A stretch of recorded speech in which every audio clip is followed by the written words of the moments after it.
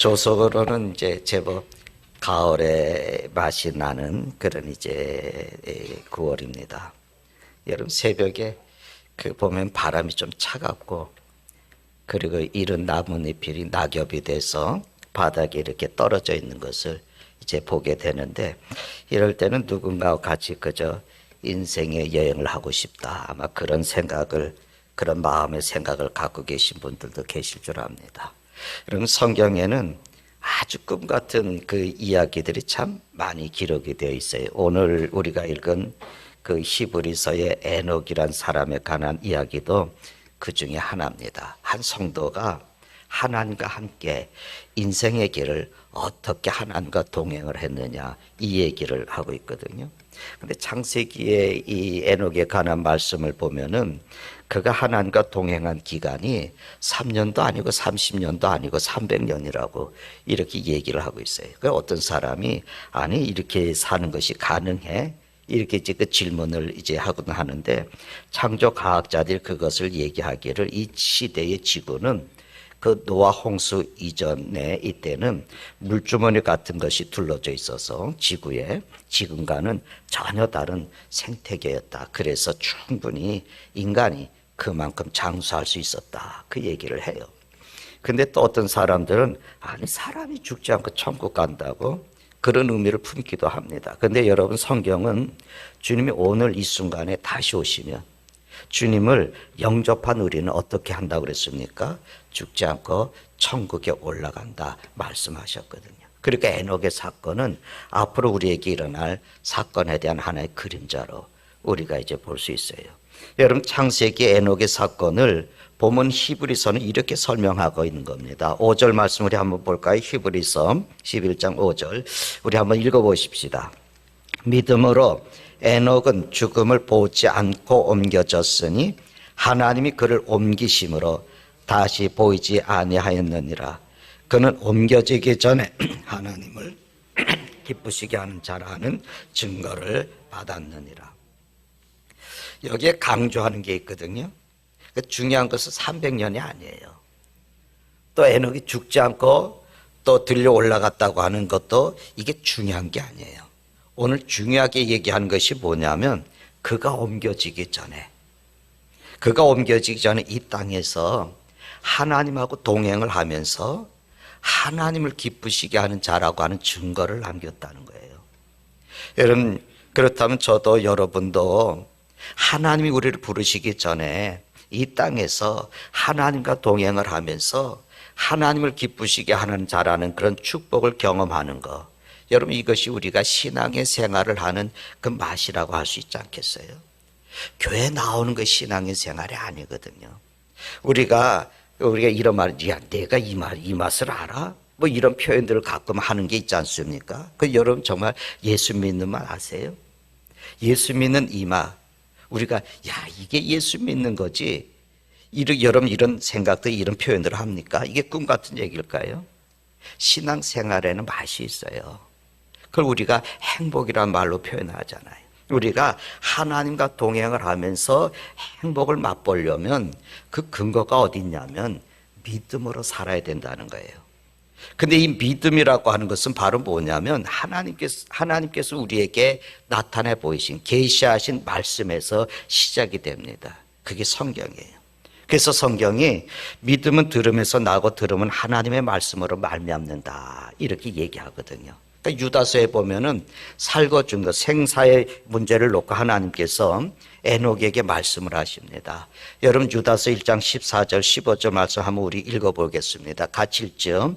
아담의 칠대손 에녹이 이 사람들에 대하여 예언하여 이르되 보라, 주께서 그 수만의 거룩한 자와 함께 임하셨나니 이는 15절 이는 무사람을 심판하사 모든 경건하지 않은 자가 경건하지 않게 행한 모든 경건하지 않은 일과 또 경건하지 않은 죄인들이 주를 거슬러 한 모든 완악한 말로 말미암아 그들을 정죄하려 하심이라.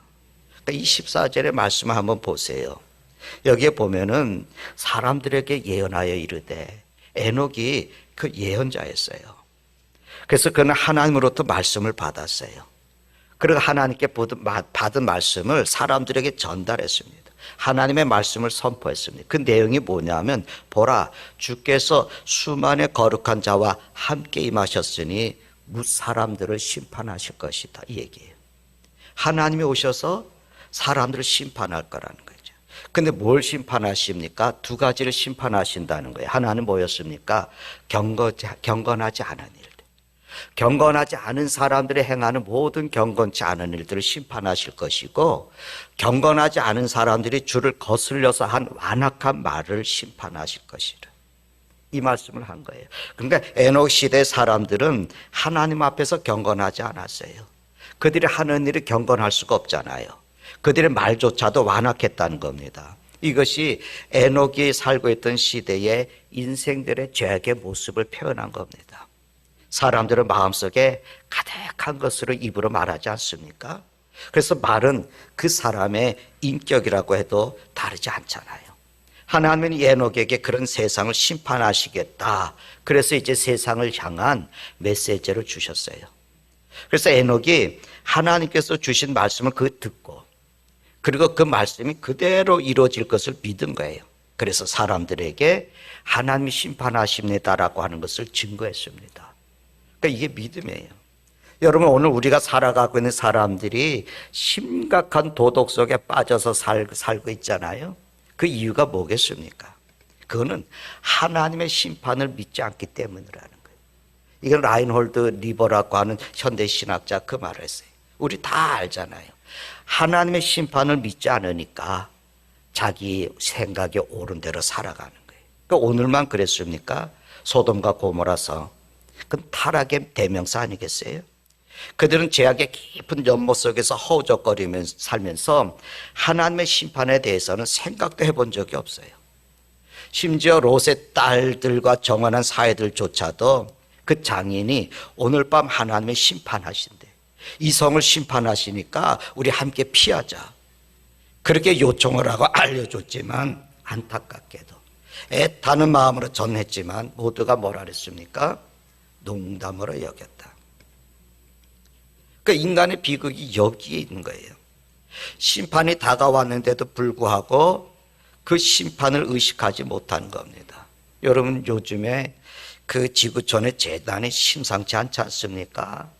불이 끌 수 없는 불들이 일어나고 말이죠. 몇 개월을 타는 거예요, 불들이. 또 막 홍수가 나는데 홍수가 심각하잖아요. 그리스에는 산불이 막 나갖고 또 막 몇 달을 막 그러더니 홍수가 나갖고 차들이 떠내라고. 유럽도 다 스웨덴, 이 스페인인가요? 스페인에서도 막 차들이 떠내려져가고. 요즘에 불이 나든지 홍수가 나든지 통제했을 정도로 일어납니다. 모로코의 지진이 작은 지진들이 일어나는 게 아니에요. 이제는 뭐 집들이 무너지고 땅이 깨어지고 그러는 지진들이 곳곳에서 일어나요. 이제 하이쿠이라는 태풍이 11호가 이제 대만을 거쳐서 중국으로 가지 않았습니까? 대만도 큰 홍수가 났고 중국에도 큰 홍수가 났는데 저는 그 뉴스 화면에서 엄청난 홍수 속에 차들이 막 떠내려가고 막 휩쓸려져 가고 있는데 어느 여성이 목에까지 찬 그 홍수 속에서 벽에 문을 이렇게 붙잡고 외치는 아주 외마디가 제 귀에 확 들어왔어요. 문 열어주세요, 구해주세요 하는 소리예요. 문 열어주세요, 구해주세요 하는 소리. 아주 짧은 외침인데 제가 그 뉴스 화면을 보면서 귀에 확 들어오는 거예요.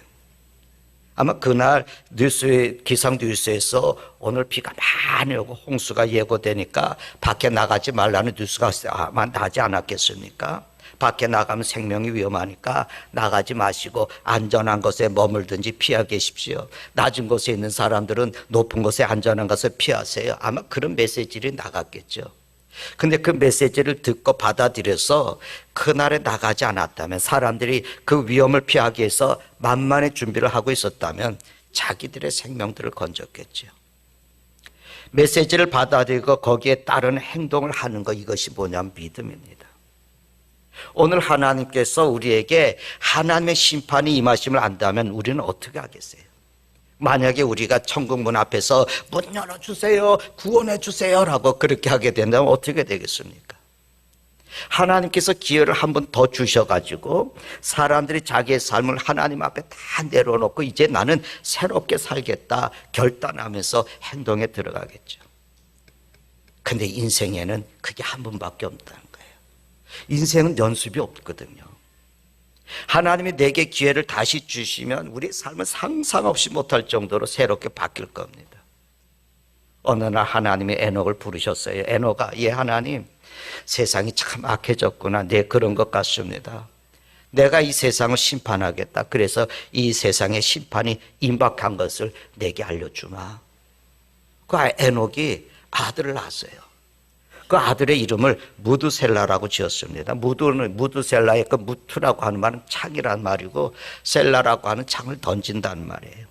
근데 이 의미가 뭐냐면 아마 전쟁에서 창을 던지는 사람이 죽게 나면은 그 전쟁에서 패하고 그리고 그 나라가 심판을 받는 의미를 가지고 있었는지 무드셀라라고 하는 이름이 뭐냐면 놀라운 의미를 가지고 있어요. 무드셀라가 죽으면 세상에 심판이 올 것이다. 이 말의 의미가 거기 있는 거예요. 근데 창세기 5장 22절을 보면은 에녹은 65세에 무드셀라를 낳아요.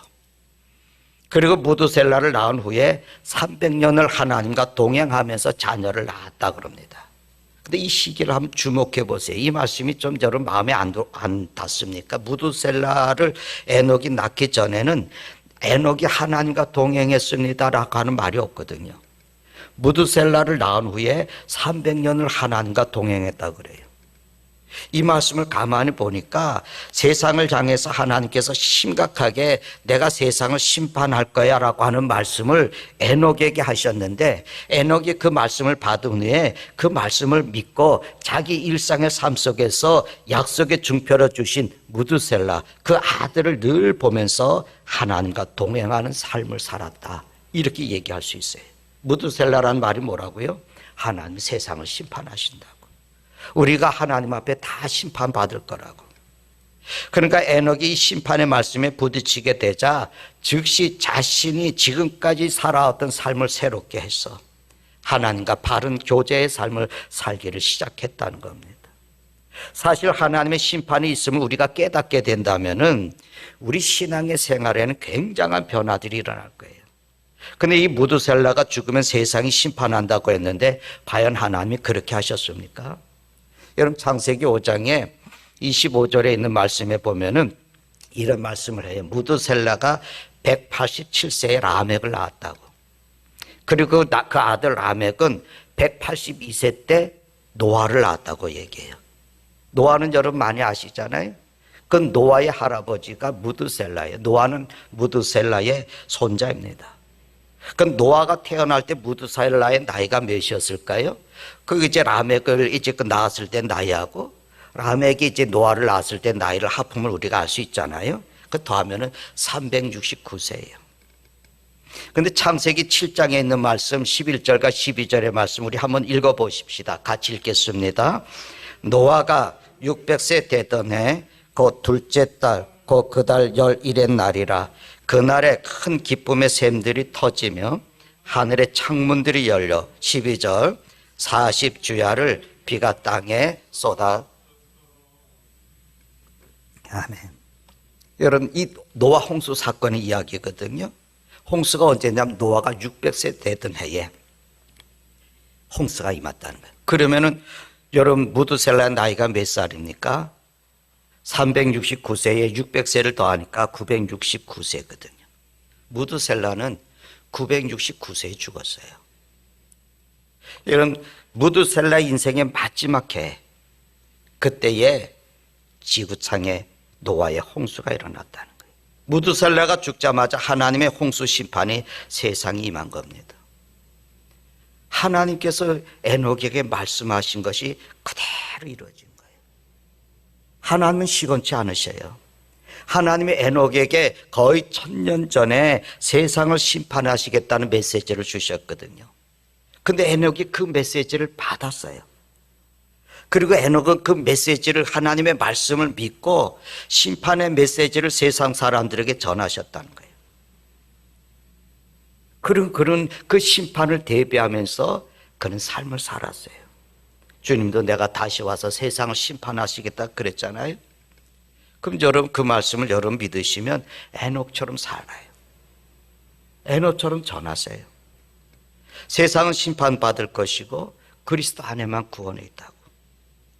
그리고 그는 이 심판의 메시지를 받은 후에 에녹은 주님과 가까이 하면서 동행하는 삶을 살았다는 거예요. 그러니까 그 삶의 근거가 어디냐면 하나님의 말씀이에요.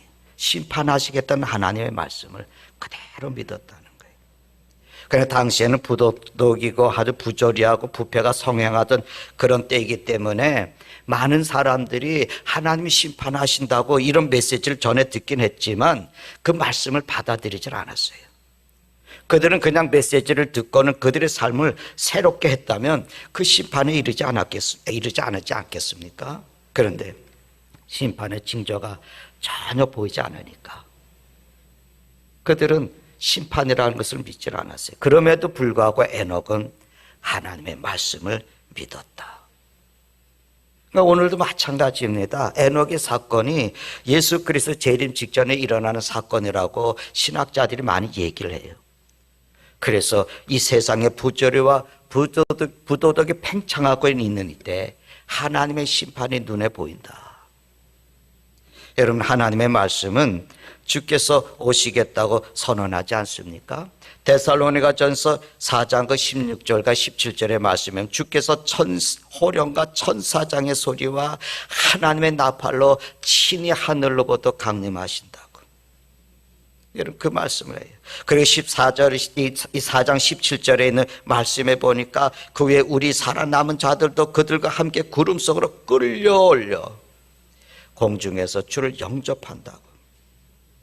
그러니까 이 말씀을 믿고 만일 주님께서 우리 세대에 오신다면 우리도 에녹처럼 죽음을 맛보지 않고 주님께 이끌림을 받는 사람들이 될 겁니다. 그 주님을 그렇게 만난다면 얼마나 멋지고 얼마나 놀라운 일이 되겠어요. 히브리서 11장 1절을 다시 한번 기억을 하십시오. 믿음은 바라는 것들의 실상이요 보지 못하는 것들의 증거니. 믿음은 보이지 않는 하나님을 보는 것처럼, 보이지 않는 천국을 보는 것처럼 여기면서 사는 겁니다. 에녹의 믿음이 언제나 그랬습니다. 그래서 하나님이 하신 말씀에 믿음의 뿌리를 뒀어요. 그러면 에녹의 그 믿음의 내용은 뭐겠습니까? 믿음의 내용이라는 것은 그냥 에녹이 믿음으로 인해서 살아간 삶이라는 거죠. 일상 속에서 생활한 그 생활입니다. 하나님의 말씀을 듣고 하나님과 관계를 이전과는 다르게 새로운 관계를 설정을 하고, 그리고 에녹이 하나님 안에서 삶을 살아갔더니 하나님을 기쁘시게 하는 자라는 증거가 되었다. 창세기 5장의 기록에 보면은 이제 에녹의 신앙을 엿볼 수가 있거든요. 그 신앙생활에서 가장 중요한 사건이 뭐냐면 하나님과 만남이에요. 이 하나님과의 만남에서 우리가 신앙의 생활이라는 것이 시작이 되어져요. 그것이 하나님과 동행하는 거예요. 하나님의 만남이에요. 이 두 가지가 신앙의 모든 내용을 다 가지고 있어요. 우리가 신앙생활을 한다 그런 것은 내가 하나님을 만나서 경험을 하고 나는 그분과 같이 동행을 한다. 만남이 없는데 동행이 있을 수 있겠어요? 만남이 있어야 같이 삶을 살아가는 거거든요. 그러면 어떻게 하면 우리가 이렇게 에녹처럼 멋진 신앙의 삶을 우리가 살아갈 수 있을까? 중요한 게 하나 있어요. 뭐냐면 하나님과 소통하는 거예요. 물론 우리가 소통하기 전에는 전제가 뭐라 그랬습니까? 만남이 있어야 되죠. 만남 없이는 하나님과 동행할 수가 없는 거죠. 그래서 기독교 교리에서 하나님을 만나고 새로워지는 사건, 그래서 내 인생이 뒤바뀌는 사건을 가리켜서 회심이라고 그래요. 예수 그리스도를 나의 주, 나의 하나님으로 고백하고 예수님을 나의 주라고 영접하는 그 순간이 있어야 되는 거예요. 그런데 이 회심의 체험이 없게 되면은 나는 아직 하나님을 만난 것이 아니거든요. 그러니까 하나님을 만나지 않으니까 하나님과 같이 동행하는 삶을 살 수가 없는 거예요. 그 삶이 뭔지 모르죠. 알 수가 없습니다. 만남을 가지고 함께 살아가는 거 아니겠어요? 그 바울처럼 드라마틱한 만남이 있을 수도 있고, 뭐 디모데처럼 어머니를 통해서 이렇게 내가 하나님을 만나는 그런 순간도 있을 수 있어요. 그렇지만 내가 하나님과 나 사이에 개인적인 만남이 없이는 나는 주님과 동행할 수가 없어요. 그래서 중요한 게 뭐냐면 어느 인생의 도상, 내 인생의 어느 도상에서 내가 인생의 어느 순간에 나는 예수님을 정말 만난 날이 있는가. 근데 이제 그 만남이 지속되려면, 의미 있는 삶이 되려면, 그렇지 않습니까? 만난 걸로 끝나는 게 아니라 그 만남이 의미 있고 지속적으로 동행이 되려면 반드시 서로의 소통이 이루어져야 돼요. 만약에 이 소통이 단절이 되어지면 그 만남은 짐이 됩니다. 그 만남은 삶이 아주 지옥 같게 되는 거예요. 성경은 하나님이 죄인이었던 우리를 찾아오셨다고 그래요. 근데 고린도전서 1장 9절의 말씀을 보면 너희를 불러서 뭐라고 말씀하냐면 그의 아들 예수 그리스도로 우리 주와 더불어 교제하게 하신다고. 하나님이 교제하고 싶어서 우리를 만나 주시는 거예요. 그래서 세상 속에서 우리를 불러내셨다는 거예요. 그런데 하나님은 영이시니까 그 영이신 하나님과 우리가 교제하기 위해서는 우리가 마음대로 우리 의미대로 그분을 찾아가고 할 수가 없어요. 그래서 우리가 하나님과 교제할 수 있는 방법을 우리에게 두 가지를 주셨는데 하나가 성경의 말씀이고 하나가 기도하는 삶이에요. 그래서 하나님의 말씀이 성경을 펴서 우리가 읽을 때 그 말씀 속에서 우리는 하나님의 음성을 듣는 거예요. 내가 무릎을 꿇고 기도를 할 때에 내 마음을 열어서 하나님께 내 삶의 형편과 내 생각을 아뢰는 거예요. 그래서 소통을 해가는 겁니다. 그런데 하나님의 말씀을 듣는데도 내가 관심을 두지 않아요. 그저 내가 살고 싶은 대로 하고 싶은 대로 해요. 내가 듣기는 들었지만 그저 내 마음은 다 닫아놓고 내 생각에 그저 좋은 대로 살고 살아가고, 또 나는 들었지만은 내 아픔도 내 생각도 전혀 말하지 않아요. 아주 입이 무거워서. 그러면은 소통이 안 되는 거죠. 여러분, 하나님과 소통하는 행복을 누리고 싶으냐? 신앙의 생활을 하면서 예수 믿고 내 교회 다니면서 하나님과 소통할 수 있는 이 행복을 맛보는 것이 이게 우리 행복이에요. 스바냐서 3장 17절에 보면은 무슨 말, 너희 하나님 여호와가 너희 가운데 계시다. 이 찬양 있잖아요. 너희 하나님 여호와가 너희 가운데 계시니 그거는 구원을 베푸실 전능자시다. 그가 너로 말미암아 너로 인해서 기쁨을 이기지 못하고 너를 잠잠히 사랑하며 너를 말미암아 즐거이 부르며 기뻐하시리라. 그 말씀이에요. 저는 믿음의 보상이 이거라고 여겨요. 물론 우리 궁극적인 믿음의 보상은 영원한 하나님의 나라 천국이지만 우리가 하나님의 약속을 믿고 그리고 그 믿음으로 하나님과 소통하는 가운데 하나님이 나를 보시고 이 땅에 살아가는 나를 보시고 너무나 기뻐하신다고. 그래서 그 하나님께서 나를 향해서 그분의 미소를 내게 흘려 보여주신다고. 저는 이것이 믿음의 보상이라고 여겨요. 여러분, 그 마음, 하나님 나를 보시고 기뻐하는 모습을 느끼셔요. 하나님께 내가 보시고 너무 좋아서 그 미소로 나를 바라보시는 걸 느끼시냐. 그 행복을 경험하시는, 그걸 하나님께서 원하셔요. 그래서 그 하는 방법이 뭐라고요? 하나님의 말씀을 붙잡으라는 거예요. 하나님의 말씀을 자꾸 앙망하라는 거예요. 그 말씀을 듣기를 사모하라는 거예요. 그리고 그분께 나가서 무릎을 꿇고 여러분의 삶의 모든 얘기를 하세요. 그분은 세상의 상담자와 다르게 모든 얘기를 다 들어주셔요. 이 사람 저 사람에게 그 얘기를 하는 게 아니에요. 모든 얘기를 다 들어주시고 그 형편을 헤아려 주셔요. 그것이 우리가 하나님과 소통하는 겁니다. 그래서 여러분 인생이 하나님을 기쁘시겠다는 증거, 그걸 남길 수 있기를 바랍니다. 우리가 신앙의 생활에 또 맛을 보려면 또 우리가 하나님과 동행해야 되는데 사실은 그 동행은 하나로만 되는 게 아니죠. 소통이 돼야 되지만 그 소통이 되려면 두 번째는 하나님의 뜻과 조화를 이루어야 돼요. 아모스 3장 3절의 말씀에 뭐라 그랬냐면 두 사람이 뜻이 같이 하는데 어떻게 동행하겠느냐. 파경이라는 말이 있잖아요. 뜻이 일치하지 않은 거예요. 생각이 같지가 않은 거예요. 마음이 같아지는 게 아니에요. 우리가 하나님과 동행을 하는 데 있어서 하나님이 우리의 뜻을 따라야 되느냐, 우리가 하나님의 뜻을 따라야 되느냐, 이거는 우리가 고민할 필요는 없습니다. 왜냐하면 하나님 나를 너무 잘 아셔요. 나의 약함도 아시고 나의 최선이 무엇인지를 잘 아셔요. 그분은 전능하시고 전지하신 분이에요. 그래서 우리가 하나님의 뜻에 내가 순종해서 그분의 뜻을 따라가는 거 당연해요. 이건 고민할 필요가 없습니다. 그런데 이게 내가 하나님을 믿고 하나님과 동행한다고 하지만 이것이 잘 이루어지지 않습니다.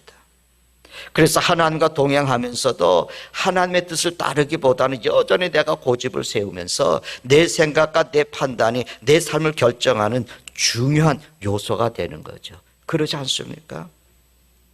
그래서 우리는 기도도 하지 않고 결정하고 내가 하고 싶은 대로 사는 거예요. 그래서 늘 우리는 희미합니다. 하나님이 희미하게 느껴져요. 하나님이 희미하게 보입니다. 예수님께서 겟세마네 동산에서 기도하실 때 그 결정해야 되는 순간에 나의 원대로 마시고 아버지 원대로 하옵소서. 그래서 하나님 아버지의 뜻을 받아들였어요. 그리고 모든 그 뜻 안에서 모든 것을 기쁘게 받아들였습니다. 이게 여러분 하나님과 하나 돼서 살아가는 삶의 모습이에요. 우리는 예수님의 그 기도 속에서 무엇을 배워서 훈련해야 될까요? 우리가 하나님의 말씀을 읽으면서 나를 내려놓는 연습을 해야 돼요. 내가 하나님의 말씀을 읽으면서 그저 내 고집을 꺾을 줄 아는 삶의 훈련도 해야지 돼요. 하나님의 말씀을 내가 읽으면서 내 판단을 내려놓을 수 있는 그런 훈련을 해야지 돼요. 그리고 하나님의 뜻을 향해서 내가 목숨을 걸고 결단할 수 있는 삶을 드리는 거예요. 주님이 그렇게 사셨거든요. 그래서 내 뜻대로 마시고 누구의 뜻대로요? 아버지 뜻대로. 그래서 바울 사도가 로마서 12장 2절에 이렇게 말을 합니다. 너희는 이 세대 본받지 말라고. 이 세대에 따라서 살아가지 말고 마음을 새롭게 해서 변화가 되어져서 하나님이 선하시고 하나님이 기뻐하시고 하나님이 온전하신 뜻이 무엇인지 분별해서 살아가라고 말씀을 줍니다. 우리가 신앙의 생활에 있어서 진작에 들어가는 가장 중요한 열쇠가 뭐냐면 하나님의 뜻을 분별하고 그분의 선하신 뜻, 그분의 기뻐하시는 뜻, 그분의 완전하신 그 뜻 앞에 나 자신을 들을 수 있는 거예요. 여러분 히브리서 11장 6절을 다시 한번 보십시다. 뭐라고 말씀합니까? 믿음이 없이는 하나님을 기쁘시게 하지 못하나니 하나님께 나아가는 자는 반드시 그가 계신 것과 또한 그가 자기를 찾는 자들에게 상 주시는 이심을 믿어야 한다. 에녹은 믿음으로 그렇게 살았어요. 그랬더니 하나님을 기쁘시게 했다는 겁니다. 그는 믿음으로 하나님을 신뢰하면서 하나님과 부단히 소통을 했을 거예요. 소통을 하면서 대화하면서 하나님의 뜻을 알아가고 그 나를 향하신 하나님의 기대, 그 기대를 알면 알수록 그 뜻이 귀한 것을 알아서 에녹은 기쁘게 하나님의 뜻에 자기를 내어드리고 순종을 했더니 그랬더니 성경은 뭐라고 그에 대해서 이런 표현을 하냐면 하나님을 기쁘시게 하는 사람이다. 그 얘기를 하는 거예요. 그러니까 하나님의 동행하는 그 축복 신앙의 참된 맛은 하나님의 뜻을 수용을 하고 그 뜻을 이루는 일에 우리가 쓰임을 받을 수 있는 축복 아니겠습니까? 주기도문에 그런 기도를 가르쳐 주잖아요. 뜻이 하늘에서 이루어진 것 같이 주의 뜻이 어디 있어도요, 땅에서도. 그러니까 하나님의 뜻이 내 인생에서, 하나님의 뜻이 우리 집에서, 하나님의 뜻이 내가 섬기고 있는 직장에서, 하나님의 뜻이 내가 걸어가는 길에서 주님의 뜻이 이루어지다. 내 뜻이 아니고 주님의 뜻이 이루어지다. 어떤 사람은 하나님의 뜻이 이루어지면 큰일 날 줄 알 수 있어요. 그러지 않습니다. 하나님의 뜻은요, 합력해서 선을 이루어 가시는 거예요. 하나님의 뜻은요, 유익한 것이고 내 인생이 아름다운 것이에요. 사실 우리가 그것을 잘 모릅니다. 우리는 우리 미래를 알지 못하잖아요. 근데 하나님은 우리를 다 아셔요. 우리보다 우리를 더 잘 아시고 우리의 미래를 확실하게 하셔요. 그래서 인생에 있어서 최대 행복이 뭐냐? 하나님의 뜻을 내가 발견하고 그분의 뜻에다가 내 삶을 온전히 드리는 것. 그게 여러분 내 인생을 행복하게 살아가는 거예요. 그때 여러분 진짜 기쁨을 맛봅니다. 성도 여러분, 온전한 하나님과 동행의 축복이요, 우리에게 행복이에요. 신앙의 생활 그렇게 하고 싶어요. 세 번째는 뭐냐면 하나님과 동행, 결론적인 얘기인데 동행하는 삶인데 이건 다른 얘기를 하면은 내가 주님을 닮는다는 겁니다. 여러분 동행의 단어가 주는 아름다운 그 특징 중에 하나는 그 동행하는 모습을 보면서 참 아름답다 그렇게 느끼지 않습니까? 초로의 한 부부가 말이죠, 손잡고 한적히 걸어가는 모습을 보면 사람들이 다 이구동성으로 하는 말이 참 아름답다, 좋다 이런 표현인 거죠. 그런데 그 아름다움의 이유가 뭐냐면 서로가 닮았다는 거예요. 이 동행의 아름다운 결과는 닮는 거예요. 모습이 닮고요, 생각이 닮고요, 삶의 가치가 닮고요. 그래서 진정으로 하나가 되는 삶이에요. 왜 그렇습니까? 살다 보니까 서로 영향을 받아요. 우리가 하나님과 동행하는 삶을 살려고 애를 쓰다 보면 자연스럽게 여러분 하나님의 형상이 내 안에 이루어져요. 그 다른 표현으로 말하면 내가 하나님을 닮아간다. 이게 동행의 숙명이거든요. 이 동행이 오래되면 오래될수록 그 동행이 진지하면 진지할수록 닮음의 질적인 깊이가 달라지는 겁니다. 시선을 서로에게 두니까, 서로에게 집중을 하다 보니까 어느새 믿음이 이 닮음이 이루어지는 거예요. 여러분 찬양 있죠? 나의 시선을 주님께 드리고, 나의 시선을 주님께 드리고. 그러면 주님께 시선을 두고 주님께 집중해서 바라보게 되면 닮는다는 겁니다. 그래서 바울 사도가 그 얘기를 에베소서 4장에 해요. 주님과 더불어서 진지하게 내가 믿음의 길을 걸으면 동행하면 마침내 그리스도를 닮아간다. 에녹이 그렇게 살았습니다. 그래서 히브리서 기자가 오늘 에녹이 옮겨지기 전에 하나님을 기쁘시게 하는 자라는 증거를 받았다. 이 증거는 굉장히 중요한 거예요. 부모를 기쁘시게 하는 자에는 효자문이라는 걸 세워주잖아요. 나라에 충신된 사람, 임금을 기쁘게 한 사람에게는 충의문이라는 것을 달아주면서 그를 높여주지 않습니까? 하나님을 기쁘시게 하는 자는 세상의 어떤 이름과도 비교할 수 없는 영광스러운 성도의 칭호입니다. 내 인생을 살면서 저 사람은 하나님을 기쁘시게 한 사람이야. 그런 칭호가 성도에게는 가장 아름다운 칭호 아니겠어요? 만약에 우리가 살면서, 주변에 살면서 우리는 내가 인생을 마쳤을 때 누군가가 내 묘비에다가 여기 하나님을 기쁘시게 하던 사람이 잠들다. 그러면은 그 명칭은 굉장히 하나님을 기쁘시게 할 수 있느냐. 바로 오늘 말씀 믿음이 없이는 하나님을 기쁘시게 못합니다. 분명하게 말씀해요. 하나님을 기쁘시게 하려면 믿음이 있어야지 됩니다. 하나님을 기쁘시게 하는 길은 오직 하나인데 하나님의 말씀을 듣고 믿는 이 믿음을 가지고 살아가는 것입니다. 이렇게 우리에게 얘기하고 있습니다. 이게 에녹의 삶이었습니다.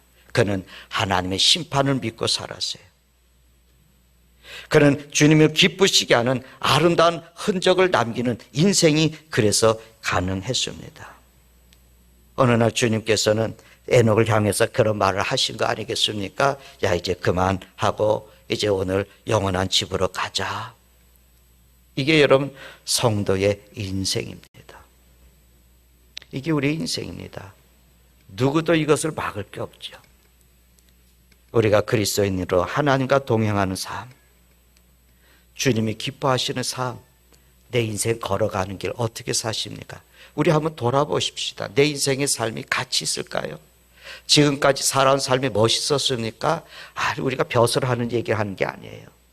내 인생의 삶이 정말 하나님을 기쁘시게 하는 삶의 모습이 있었을까요? 정말 내가 큰 은혜 속에서 감격의 삶이 있었을까요? 가지고 가지지 못하고 높고 낮음을 떠나서 내 안에 기쁨이 막 강물처럼, 은혜의 강물처럼 흘러 넘쳤나요?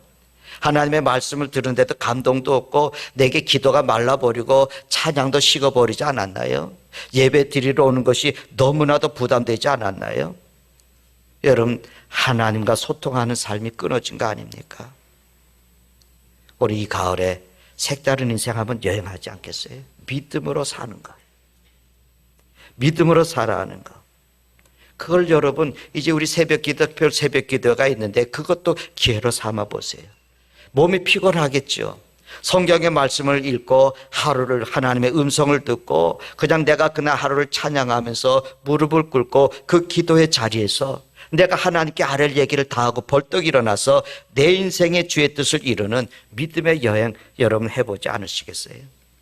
우리의 평생이 행복한 삶으로 가지 않겠습니까?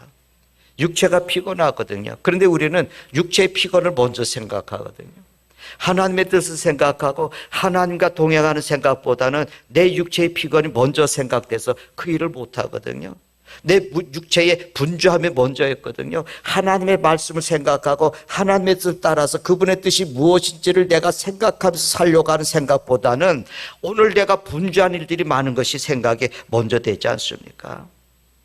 하나님과 동행한 그런 일들이 회복되는 여러분 아름다운 가을, 이 가을이 될 수 있기를 주님의 이름 축원합니다. 기도하십시다. 여러분, 우리가 이런 고백하십니까? 나는 세상의 모든 것보다 소중한 것이 주님이라고.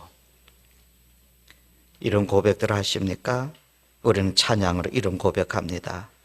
나는 그분과 바꿀 수 없다고. 어떤 것도. 나는 어떤 은혜도 내가 구하지 않겠다고. 나는 그분의 얼굴을 뵙고 싶다고. 여러분, 이것이 생각 속에만 있습니까? 믿음으로 발을 내딛으십시오. 그분의 음성을 듣고 싶다면 믿음으로 그분을 기쁘시게 해보십시오. 그분의 말씀대로 그 말씀을 받고 그저 순종해서 그분 앞에 다가가 보십시오. 그런 삶이 여러분에게 있는 삶이 되기를 바랍니다. 기도합니다. 은혜로우신 주님, 이런 회복, 이런 놀라운 동행의 은혜, 주님, 이것이 하나님의 사람들의 삶의 모습이라면 주여, 이런 주님의 놀라운 동행과 주님의 은혜가 함께하는 하나님의 사람들이 될 수 있도록 도와주시옵소서. 예수님의 이름으로 기도드리나이다. 아멘.